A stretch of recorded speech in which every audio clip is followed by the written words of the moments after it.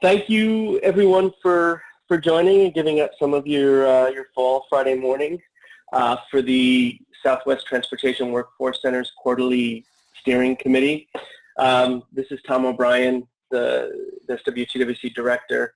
I'll be turning it over to Tyler for a good portion of this discussion to lead you today. But we both wanted to welcome you. Again, thank you for your participation and your commitment to the work that we've been doing.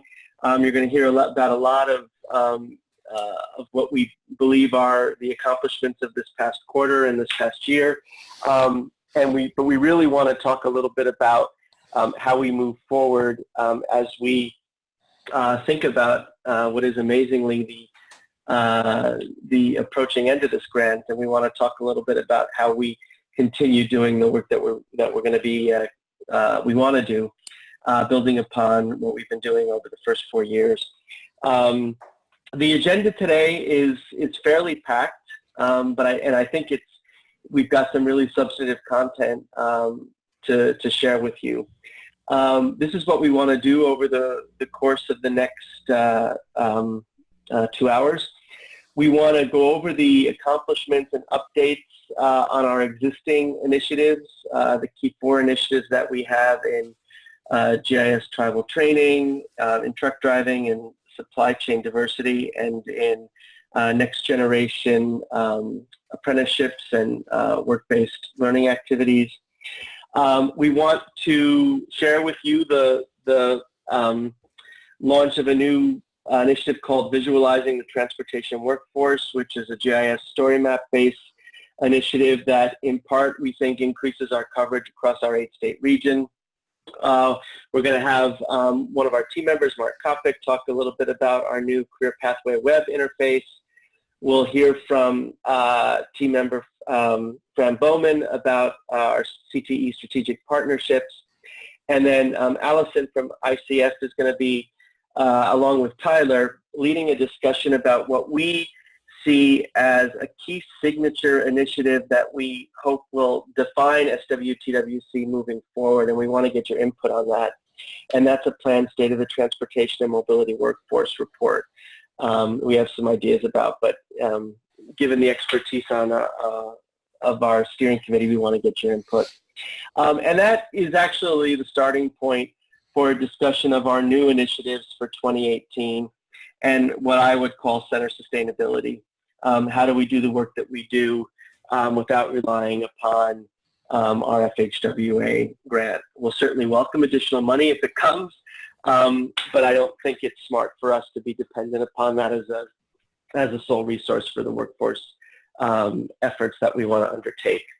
So any questions about the agenda before we move forward? Yeah, this is Chris Cagle. I just wanted, under new initiatives, if I could have a couple minutes at that time to pitch something to you that we're doing here. Yeah, I think that's great. That's what we want that portion to be as open a discussion as possible. So yes, definitely. Great. You'll be hearing from and getting introductions from all of our team members as we move forward. Please, when you, as Chris just did, if you're asking questions or providing comments, please identify yourself so everyone knows who's on the line. So let me turn it over now to Tyler, who's going to start by talking about some of the key accomplishments from the past quarter that we're quite proud of. Thank you, Tom. Yeah, as Tom mentioned, we want to report out not only what we've done this year in response to the action initiatives that we established the year prior, but also how we intend to build upon them. So our hope is to really provide an integrated picture of accomplishments and next steps. So out of our Phase 1 and Phase 2 jobs, needs, and priorities reports, we identified 4 key thematic focus areas. And the first of those was the focus on 21st century apprenticeship programs, innovative new workplace learning opportunities. I'm a member of the TRB Standing Committee on Education and Training, and I worked with leadership on their webinar subcommittee to develop an entire year focused on career pathway development. And our webinar contribution was what's depicted here. It's featured on our YouTube channel now, Cultivating Talent, Bridging the Gap Between Classrooms and Workplaces. And this was really a great opportunity to showcase 3 true exemplars in really bridging the gap between classrooms and workplaces. We began with Jason Tisco, who, along with Dr. Bob Sheets, is developing and rolling out a really innovative program called Talent Pipeline Management Academy, which is the signature workforce development project of the U.S. Chamber of Commerce Foundation, their nonprofit arm. And I'm a member of that beta cohort, and invited Jason to present that methodology, which draws from best practices in supply chain management to promote innovations in workforce development, looking at the student as the end product that an employer will hire, and therefore requiring employers to take a leadership role in cultivating that talent. We also had Mandy Wolf, who does some really innovative and at the same time very practical work with 8 through 12 workplace learning opportunities, getting students in high school into the workplace. And she showcased a really interesting warehouse and distribution program that she has that plugged directly into talent pipeline development that Jason talked about. Our third presenter was Kevin Nunez, who is the West Region HR Director for Kuehne+Nagel, an international freight forwarding company, and they have developed a really interesting private sector apprentice program to cultivate effectively their own minor league of talent. I've heard, and as has Tom and others, that one of the big challenges in workforce development in the freight forwarding community is that they end up poaching talent from one another, which really just hurts everybody's bottom line. So Kuehne+Nagel, a European-based company, derived a lot of best practices from traditional German apprentice programs and brought that to the free market and developed this program. And collectively, this trio of presenters gave all of the viewers of the webinar and everybody subsequently who was checking out the recording a good sense to how to bridge the gaps between classrooms and workplaces, and also how to address a lot of the tricky implementation hurdles. Things like, how do you get a student in high school who's not 18 yet cleared to go into the workplace? Things like that. So very effective and a good output for this program. We're also now doing some outreach with other partners potentially who will work with on apprentice programs in different aspects of the transportation workforce. We also, as part of a related Federal Highway Administration effort, in partnership with the 4 other centers that form the National Network for the Transportation Workforce, rolled out the National Transportation Career Pathways Initiative. And SWTWC is serving as the administrative and programmatic lead for this effort. And what we're doing is coordinating 5 disciplines and their links to the transportation workforce. So in the Southwest, we're focusing on transportation planning occupations. In the Western region, a focus on safety. In the Midwest, a focus on highway maintenance. In the Northeast, a focus on environment. And in the Southeast, a focus on operations. And each of these workforce centers are working together to identify critical occupations in these fields and then develop career pathways that very clearly map out the kind of education, experience, certifications that are required to move through a given career pathway. What we have here on the screen is a nice depiction of career pathways for folks in the middle skills, supply chain and logistics sector, which gives potential entrants into the workforce in this area a sense of the kinds of money they could make and what they would need to do to get into these different occupations. And we really want to present everything as stackable so that displaced workers and students just coming out of school have a clear understanding of what their options are and what they need to do to stay on a pathway and reach their goals. Another really interesting development coming out of the third action initiative I'd like to talk about is our focus on supply chain diversity. Through our phase 1 and phase 2 jobs, needs, and priorities reports, we identified that the Southwest region absolutely had to focus on supply chain and logistics given the San Pedro Bay ports and the huge amount of incoming and outgoing freight in this region. One of the things that we learned in our outreach early on was that there anecdotally a lot of supply chain and logistics professionals noted that they felt they were having a hard time recruiting and retaining entry-level workers because a lot of the warehouse and distribution facilities are located on urban fringes. And we wanted to move beyond the anecdotal to really dig into a really principled study on that, and we're very fortunate to have Dr. Jen Giuliano, Metran's director, with her team looking into this issue. Jen, are you on the line? Yes, I'm on the line. Would you like to take it from here and talk about how you're going to proceed with your team and your research? Sure, I'm happy to. You actually did all my work by creating the slide and talking about the 4 main points that we're going to look at. And you did a very nice introduction. So the major issue here is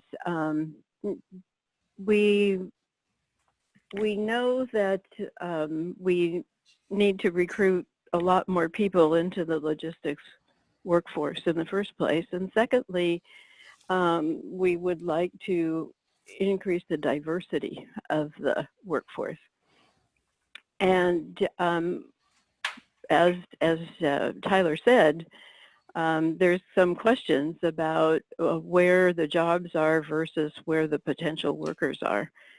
And that's actually what we're going to be looking at. And we're taking Los Angeles, the greater Los Angeles area as our case study. We're going to develop a methodology that can be used in other metropolitan areas, but we're just starting with LA region. We are doing this with nationally available data sources, again, so that it could be replicated in other places. So basically what we're going to do is look at the location of transportation and warehousing jobs throughout the region. And this will be kind of a cross-sectional look for using the most recent data, which will probably be about 2014 or 15. So we will look at where the jobs are. We will also use other data sources to figure out potential workers. We have no information on where a specific worker lives and works, but we do know about population characteristics. So we can generate through the population attributes the location of potential workers for this particular industry sector. So that's what we will do next. And then the question is also, who are they with regard to particularly race, ethnicity, and age, for example. So we'd be able to look at that. And then the big question is, how do you put these together? So we do have a national data set that has some limited information on people's place of residence and where they work, but at a much higher level of industry sector. So we will have a general idea for the general industry sectors of where people live and work now. But of course, we're looking at potential as well. So we are interested in more than just where the people are working now, but where are the people who could work there in the future. So we're then going to do what we first call all of this stuff descriptive. So we'll be mapping a whole bunch of stuff and being able to show by overlays the relationships between workers and jobs. But then we'll do something we call an accessibility analysis. And then we're looking at how easy is it for potential employees to get to jobs given their respective locations, and how easy is it both by car and by transit. So we know from our earlier work that transit access is much lower anywhere in the region or in any city in the country than car access. So particularly for potential workers from low-income areas that we want to bring into the workforce, that's going to be an issue. So that's why we want to look at transit access as well as car access. So we'll be doing that, and we'll be also doing the reverse. So from a given job location, how accessible are you to a labor pool? And so those two things are not the same. So we'll be looking there, and then we'll be particularly looking at warehouse clusters, because we know, of course, that, for example, along the Ontario Airport corridor, there's a big concentration of these types of jobs. Some parts north of the port, some areas north of the two ports, and the new concentrations out in the Moreno Valley, for example. So knowing where these clusters are, we can actually do some specific analysis of those clusters. So that's in a nutshell what we'll be doing. And the bottom line here is that we really want to know, first of all, is there really some type of job mismatch in terms of location that could be addressed? And secondly, is there a potential workforce that through your workforce development efforts and training efforts and so on, in your career pathway efforts, are those people or places that you would want to target?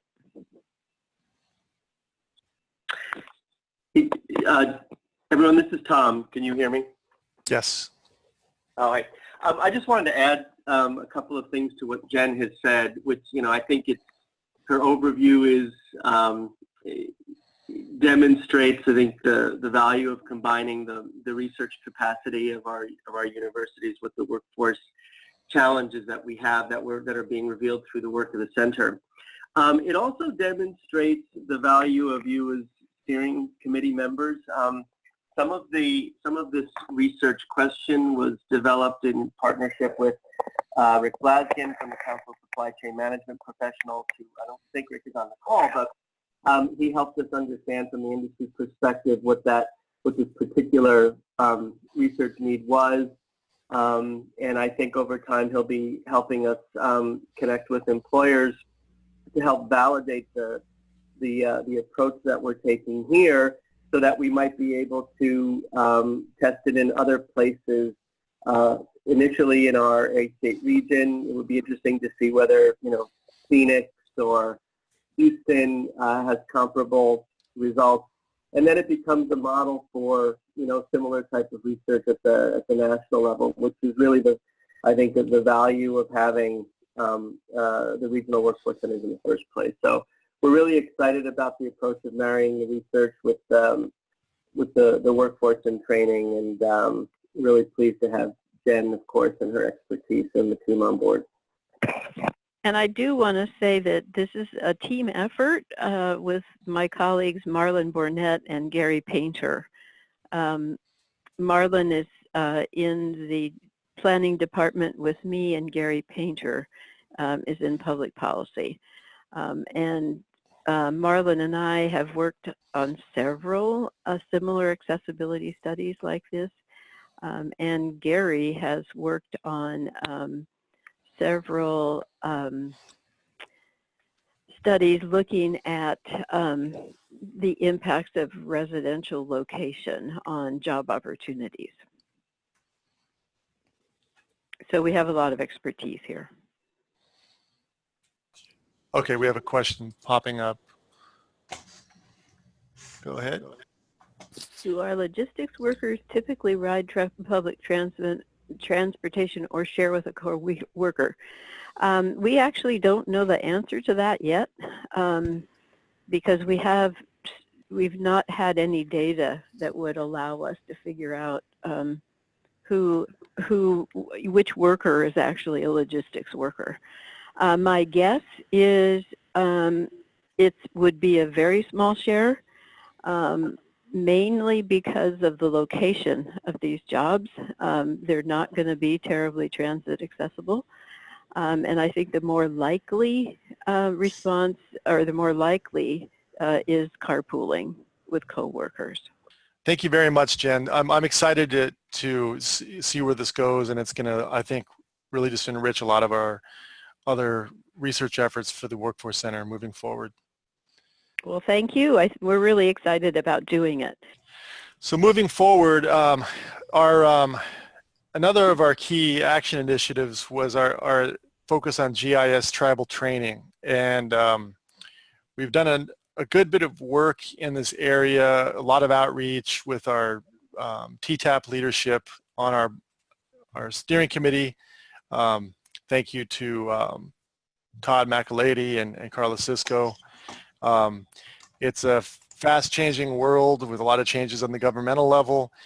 But what I'm most happy about recently was Tom and I had a chance to go out to the first area where we're going to develop a training session using GIS as a vehicle to empower tribal communities and also create meaningful career pathways.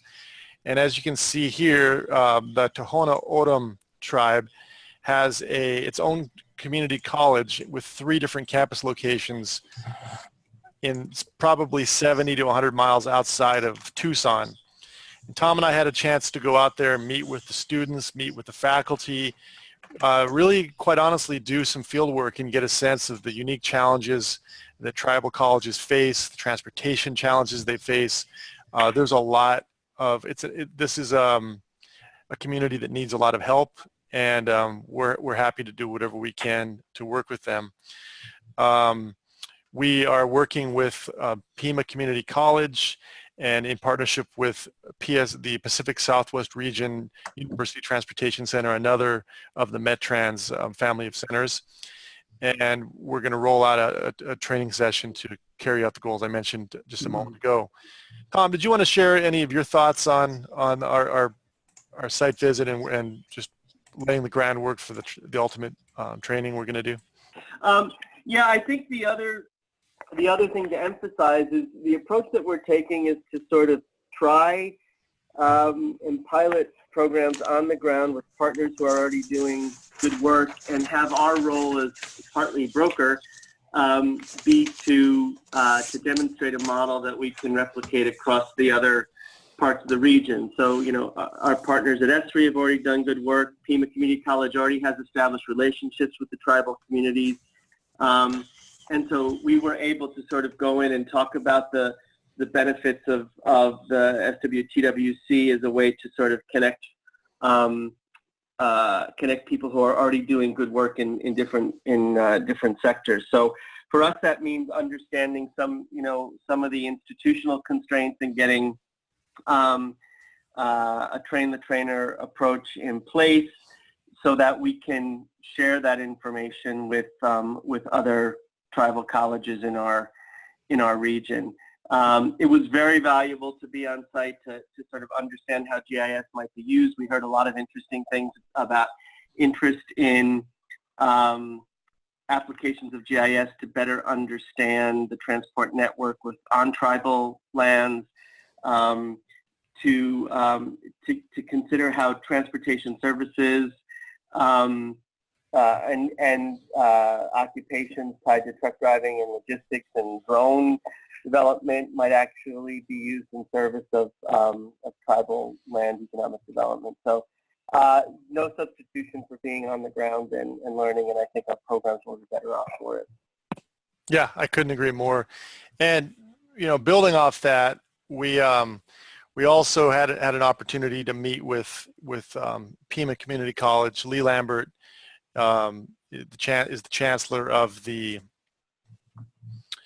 Pima Community College district, and about a year ago we worked to connect Lee and his trucking program at Pima College with Schneider National, and that really opened up some new possibilities, because in talking to Grayling Jones, who really takes the lead on workforce development for Schneider, we learned that he's really open to working with different populations. Anybody who really who's skilled and has a clean record and wants to do the right training and get the cab, he's willing to work with. So one thing that I think that's an interesting output from our 4 initiatives is the way in which they're integrating. So for example, we're looking at ways that we can develop an online commercial driver's license program in partnership with Pima and perhaps later other partners, so that all of the classwork, the stuff that's not required in the cab, so to speak, could be completed virtually. So somebody in a very rural location, somebody in a tribal school could go ahead and get that training and then get behind the cab in a more compressed period of time. Another thing that we're looking to do moving forward to really advance our trucking initiative is develop a peer exchange with leadership from trucking organizations and leaders of trucking firms to get a sense of what their challenges are. I see here that San Manuel has just announced a big partnership with Goodwill. We should reach out to Lowell King and see if there's any partnership opportunity. Okay, thank you very much. Well noted. That's what we hope to get out of this call is input. If you please take advantage of the chat box and any ideas that you feel would enrich our research agenda and efforts moving forward, we welcome. So that's where we're at with our current initiatives. We'll talk in a minute about how we're going to build on those. A final initiative that I'll talk about before going to members of our team is our Visualizing the Transportation Workforce initiative. This is intended to serve as a really compelling tool that will enable people to look at major transportation infrastructure projects beginning in California, but we hope to map this out throughout our whole 8-state region and maybe later on even beyond, to get a sense of where the transportation job needs are, where the skills gaps are. As everybody on the call knows who's been part of our jobs needs and priorities report research process knows, historical data from the Bureau of Labor Statistics and other tools like Burning Glass can give us a glimpse into where the labor market is going, but not always as granular as we would like, not always as regionally specific as we would like.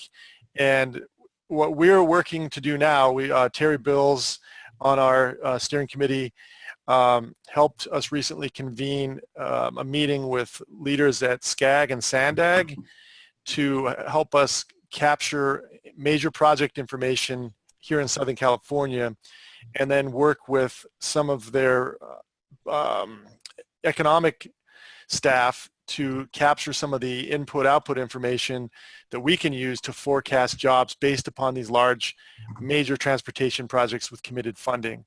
Beyond that, we can also add layers. We've got some really talented graduate students in GIS working with us, some of whom have won awards and gone on to get internships at SCAG right now, helping us develop a really robust story map that will help us really capture these projects, what they mean, what they are, what they'll do, and then how to forecast job impacts. So here we have a shot of the Gerald Desmond Bridge, which is of course the new bridge that will replace the old Gerald Desmond Bridge, and we've developed a mock story map for that. So this is the Gerald Desmond Bridge replacement project story map. Obviously, a really important historical bridge in goods movement that has gradually run its course and needs to be replaced. What we did to give our MPO partners a sense of what we want to do is we worked with information on this bridge, which we of course know a lot about because it's right in our own backyard, and put together a story map to really help folks envision how we'll showcase these projects and the workforce impact. We were also able to work with the LAEDC, the Los Angeles Economic Development Corporation, to get some analysis that they did on the bridge to give folks a clear sense of projected industry growth for direct and indirect jobs.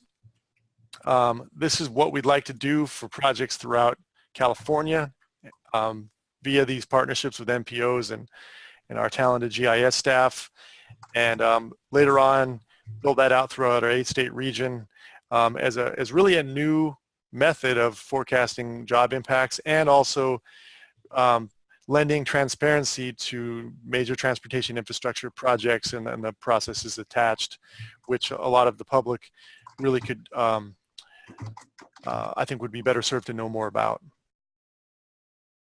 I'd now like to turn the audio over to Mark Kopic, our team member from the Texas Transportation Institute. Mark and our team are working together to develop a concept for a new career pathway web interface. What we hope to do is build a web element into SWTWC.org that we can populate with career pathways that would make it easy initially for students and displaced workers or folks, in jobs looking to make a jump to another field, to really give them a very intuitive interaction with an interface that will let them gather, what kind of experience, what kind of training they need. This could work as a portal where educators and trainers could feature their programs, and I'm really excited about it. Mark?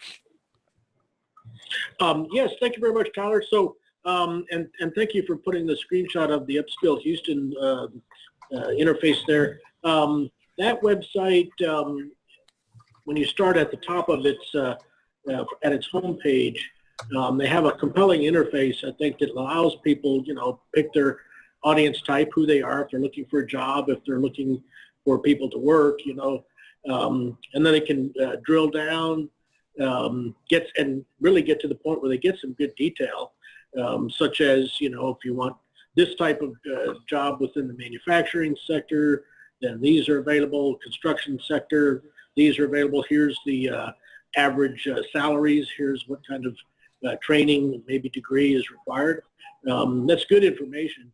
I think with our on our website, the even more detailed information that we have in our resource center, education training programs, workforce development resources, actual programs, actual publications, actual opportunities with specifics, websites, phone numbers, times. We hope to build a similar, maybe somewhat improved interface to the Upskills Houston, and hopefully with a more specific and therefore more valuable payoff for the users of our site. So very nice modern design here. We will have some similar kinds of effects, but also maybe get down into details and even connections that will provide even more value again for the people of using our Career Pathways web interface. Yeah, and Mark and his team, they do excellent work. The specialists in transportation, it's really the ideal team to work with to pull this project off. We're in agreement that the folks in Houston have done a nice job with this template. I got to learn about this effort through my work with the U.S. Chamber Foundation, which I mentioned earlier. So I find it very interesting to see the way that all of these innovative approaches to workforce development integrate, and how often you the people doing the innovating tend to bump into one another. It's also worth noting that this effort will be informed by other related efforts. We mentioned earlier the National Transportation Career Pathways Initiative, and we will, through that effort, be developing career pathways. So this is exactly the kind of effort that could be ultimately housed in an interface like Mark and his team will develop. It's also a great way to broker partnerships with other leaders in workforce development. And Fran Bowman on our team, who we'll be talking in a minute, is helping us develop some ideas to form some strategic alliances with leadership who could also enrich this effort. So, Mark, did you have anything to add, or you think we got that covered in concept?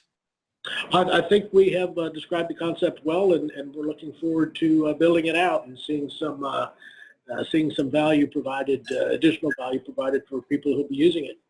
Great. Thank you. I'm looking forward to it. I think this is going to be right where we want to go. Fran is somebody that I really value as part of our team, as I know Tom does and everybody else, in understanding the world of career and technical education. Over the last year, working with Fran, we've been able, as a center, to develop a MOU with the material handling industry, which has opened up some really great opportunities. Our work in career pathway development has been enriched with the, that should be National Career Pathway Network, as well as the work that Fran does with advanced CTE, state representatives in each state carry out these really critical career and technical ed responsibilities. Tyler, Tom, let me add one thing about the Material Handling Institute, part of the broader MHI industry. Fran has negotiated a memorandum of understanding between our Workforce Center and the Northeast Transportation Workforce Center and MHI, which has resulted in MHI making opportunities available for students in our 8-state region to attend the biennial ProMat demonstration and conference in Chicago, and MHI's teacher training opportunity we hope will be coming to Long Beach in a couple of years. So we'll have an opportunity to work with educators on how we can get curriculum into high school level programs that help demonstrate these career pathways to the students, the ones that we're developing. I was at the Material Handling Institute meeting in Florida last week. There's a strong interest on the part of people from both the sort of the retail sector as well as the distribution and warehousing to work much more closely with educators on developing tools for for changing industry that's now increasingly dependent upon advanced engineering, mechatronics, and robotics. But that relationship is really thanks to Fran. Allison, are you on the line? I am, yes. Can you hear me? Yeah, so thanks for joining, Allison. I know that I've spoken with, Tom and I have spoken with Brian more than we have with you, but you are a key member of the ICF team and have been integral in us rolling out phase 1 and phase 2 of our Job Needs and Priorities Report. And what we're looking to do now is something that I'm very excited about, as I know you are, Tom, which is building on the good work we've done in creating a more comprehensive state of the transportation and mobility workforce report.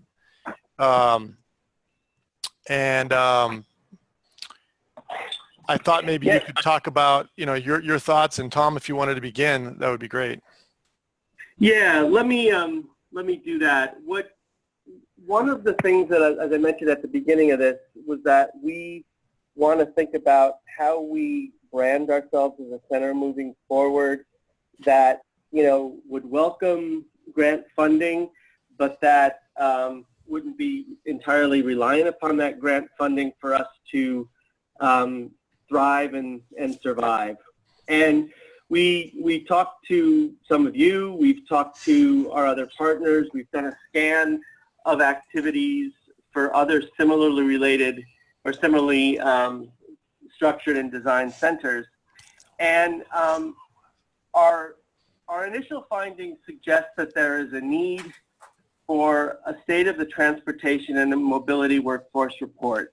Some of you may be familiar with, sort of TTI's annual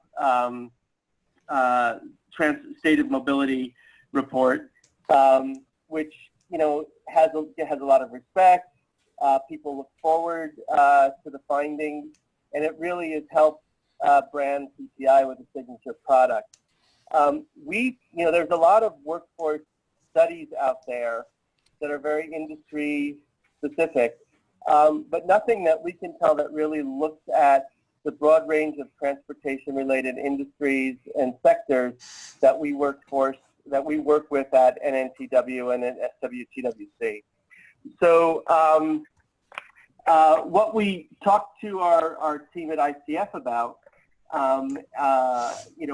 which has been the key partner in developing the Jobs Needs and Priorities Report, about how we might go about building a business plan and a case for an annual report that would attract sponsors and partners to shed light on key segments of, as I said, of the transportation industry that we work with. So I know Allison and Brian Cronin at ICF have had some preliminary discussions that we wanted to share with you to get feedback on. So Allison, maybe I'll turn it over to you at this point.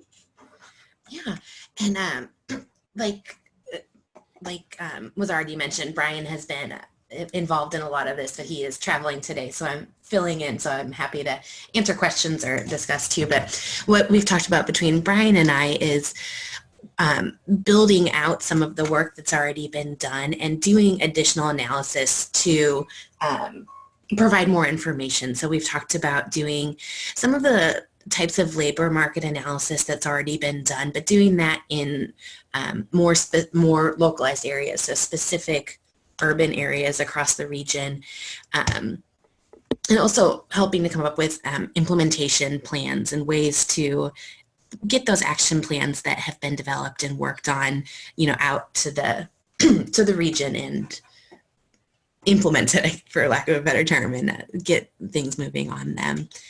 And as part of that, gathering data from stakeholders, maybe some of you on the call or other people who are experienced in the areas across the region. Yeah, and I'm really excited about this approach. One of the things that, just to build on what you both said, that I find really neat about this approach moving forward is we'll have a robust presentation of workforce metrics and forecast, drawing from all the best possible sources. But I think everybody knows that you can't look at national data and really have a clear understanding of what it means to do transportation workforce development in LA versus, perhaps Tucson or Phoenix or, somewhere inland. You've got ports, and you've got inland ports, and there's all kinds of different considerations. Doing workforce in development in Indian country, as Tom and I saw firsthand last week, is something that you really requires a regional profile, looking at the data, but then following up with meaningful interviews. And I know that As somebody who is, formerly a journalist, I hold a high standard for interviews and working with people to get good qualitative commentary to complement your quantitative data. And Allison and Brian and their team really do great work in this regard. So we've got an excellent partner to move this forward. Yeah, and Tyler, I might add to what you and Allison have said is that we don't want to start this from scratch. We want, as you rightly suggest, Tyler, build upon the sectors that we've already worked on, but also integrate it into the communications channels that we're developing, the ones you heard about from Mark and from Tyler, the story maps. So my vision is that we would start with web-based dashboards as a way to communicate some of these stories about the workforce, the state of the workforce in key sectors, and create an interest, I hope, in an audience for an annual report that, to be determined, would either look at the industry broadly defined or have a key focus each year. And that's sort of what we wanted to hear from you about what you think about the idea, its value, how we might want to think about establishing partners for this. But I'll turn it back to Tyler to lead that discussion. Thanks. Allison, do you think we've covered it and we're ready to move into discussion, or did you want to share any other thoughts before we jump into that? No, I think that's everything. I think it's a really great way to move forward, and we're excited to be involved from this end. Great. So just to segue into the discussion, but building on what we just spoke about, we have the opportunity for year 4 to put out a state of the transportation and mobility workforce report that covers our 8-state region, which is so diverse and so rich with subject matter for research that it could really stand as a product that's representative of a national report. So moving forward, what we have an opportunity to do is do this report for our 8-state region that will address perhaps, definitely Los Angeles with the supply chain diversity study that Jan Giuliano and her team are moving forward. So we've got LA, one of the major hubs of transportation in the country. We could focus on a region in Texas, somewhere like Houston, perhaps. We could look at resilience issues. We could look at a profile in Indian country. We could look at a major trucking corridor that goes through a large rural stretch of America, and use that as we move into year 5 and outgoing years beyond that to develop a product that doesn't exist yet. It doesn't seem that in the research world there's really a report that tackles the state of the transportation and mobility workforce. Finally, I emphasize mobility in tandem with transportation because we're entering a brave new world of transportation where a company like Qualcomm is just as relevant, or Intel for that matter, as some of the traditional firms that we would engage in our research, because they're developing the chipsets and the telecommunications infrastructure that will enable autonomous vehicles and all of the other things that are going to be so game-changing moving forward. Same could be said about drone technology. We all carry supercomputers in our pockets that we all know have changed the way we move around, the way we schedule things, and all of that. So we see this as a great opportunity. I'd love to get any feedback that we can from folks today on the potential of that, or maybe directions we could take our research. Tom, did you want to add anything?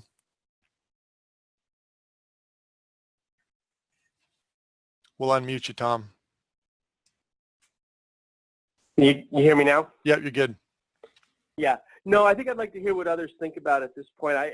I'm glad you mentioned the fact that we want to sort of use our last year of funding to see what we can do regionally to gauge the interest in this as well. So that creates a safer environment for us, but I think we need to do it with a longer-term vision in mind. And we'll be, you can use the chat box, or we've unmuted folks, so if anybody cares to comment, we're open. We'll also be sending out a recording if you want to think about it and offer some suggestions later on. Tyler, this is Fran. Can you hear me now? Yeah, Fran. Okay, good. Thank you. Back on. One thing that, we've been talking about over the past week is working with other agencies that might have some of this information already available. So I think that's one of the things we want to tie into. And Tom talked about our MHI partnership, and I think you talked about the Career Pathways Network. But one of the big organizations that we work with is the Advanced CTE Group. And they are composed of, there's a state director for CTE in each state and each of our territories. And each state collects information by program area on their program completers. And they would have information about gender, race, and some of those, and disabilities in that information. So we might want to look at some of that. They probably would not have it available by city, or they might, but they would definitely have it, developed by statewide if it was secondary, post-secondary, or adult workers. So that might be something we want to think about as we're moving forward. Yes, absolutely. Fran, I think your instincts are right, and I think like Tom is saying as well, and I agree. We don't need to go into a laboratory and invent all of this stuff. A lot of what we're talking about is coordinating with leadership that's already doing the good work and just elevating all of this good research and all of these efforts into one unified report that would be a resource for anybody in the transportation workforce mobility sector. It would be great to have all of that in one place so that anyone could go into our website and find what they needed, either for the state or for the region. That'd be perfect. Yeah, and then some of our complementary products, like what Mark's developing with the career pathway interface, the work that Jen's doing on supply chain diversity, all of it ends up feeding into this notion of a report at the end, and a lot of this data is already there. It's just a matter of harnessing it and putting it in the right format. And that's where a lot of these story maps come in handy, is making data intuitive. Tyler, this is again. Could I just say one wonderful thing about the materials handling industry, the MHI group? They Sure. have been so supportive, and they have been reaching out to us to help plan their teacher in-service activities. And Tom talked about the big one they have at ProMat. Then they have a summer teacher leadership institute. And for both of those, they've come to us and asked about, what are things that we think they should include in their agenda. And then also they've sponsored teachers to all of these events and students. So, I just can't say enough wonderful things about the MHI partnership. It has totally exceeded any expectation that I had previously. Yeah, and Fran, again, that's thanks to your efforts. So we're very appreciative. All right. Well, I'd like to thank everybody for joining us today. We've got a really ambitious year 4, but we have the team to pull it off. I'd like to thank everybody who participated in the last round of interviews that we conducted. That's really helped us get a clear sense of how we need to move forward. And as I said, we've got an ambitious lineup, but we've got the right team and the right steering committee to give us the perspectives we need to move it forward and implement. So I'm excited to see how we all bring it together. Thanks, everybody.